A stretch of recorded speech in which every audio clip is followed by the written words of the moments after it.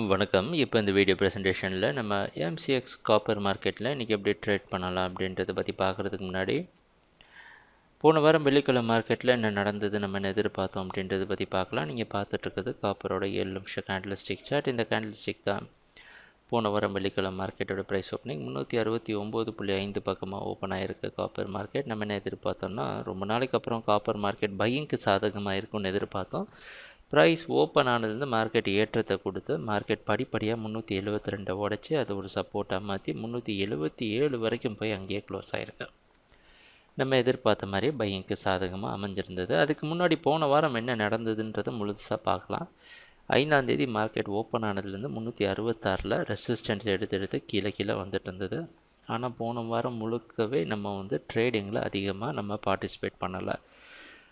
ஏன்னா இந்த இடம் கொஞ்சம் சைடாக மூவ் ஆகிட்டு இருக்கனால 366க்கு மேலே போனால் அதுக்கப்புறமா பை பண்ணலாம், இல்லை 60 கீழே வந்தால் செல் பண்ணலான்னு நினச்சிருந்தோம். அந்த அடிப்படையில் வெள்ளிக்கிழமை 60க்கு மேலே போச்சு, 366க்கு மேலே போனதுனால பை பண்ணியிருந்தோம்.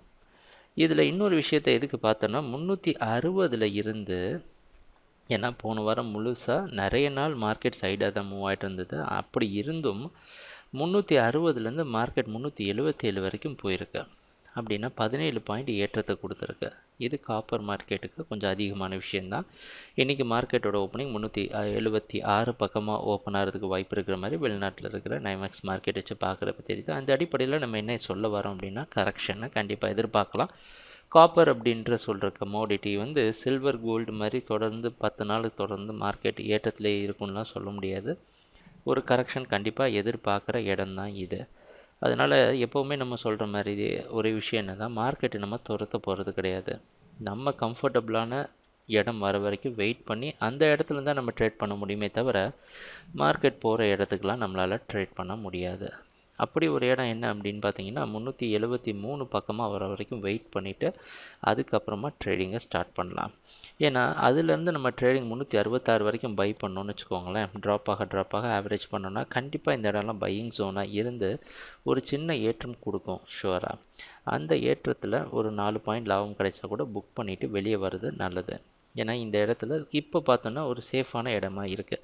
அப்படி மார்க்கெட் நம்ம எதிர்பார்க்குற மாதிரி சில சமயம் கீழே வராமல் தொடர்ந்து மார்க்கெட் ஏற்றத்தையே கொடுத்து அடுத்த இலக்கான 382 வரைக்கும் தொடர்றதுக்கு வாய்ப்புகள் இருக்குது, இல்லைன்னு சொல்ல முடியாது.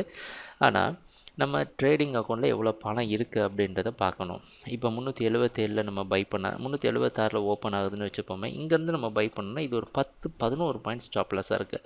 இந்த 11 பாயிண்ட் ஸ்டாப் லாஸை உங்களால் தாங்குகிற அளவுக்கு ட்ரேடிங் அக்கௌண்ட்டில் பணம் இருக்குது அப்படின்றது தான் முதல் கேள்வி. அந்தளவுக்கு ரொம்ப ஃபண்டு இருந்ததுன்னா நீங்கள் மார்க்கெட்டோட ட்ரெண்டை முழுக்க பயன்படுத்துறது நல்லது. நம்மளோட அட்வைஸ் எல்லாமே முழுக்க சேஃபாக என்ன இருக்குதோ அதையே நோக்கமாக கொண்டு சொல்கிறது தான் இந்த வீடியோ ப்ரெசன்டேஷனோட நோக்கம். அந்த அடிப்படையில் கொஞ்சம் கரெக்ஷனுக்காக வெயிட் பண்ணி அதுக்கப்புறம் ட்ரேடிங்கை ஆரம்பிக்கலாம். ட்ரேடிங் நடக்கிறப்போ பார்ப்போம் என்னென்ன மாற்றங்கள் வருதுன்னு. எங்கள் வீடியோ ப்ரெசன்டேஷனை தொடர்ந்து பார்த்துட்டு வந்ததுக்கு மிக்க நன்றி, மகிழ்ச்சி, வணக்கம்.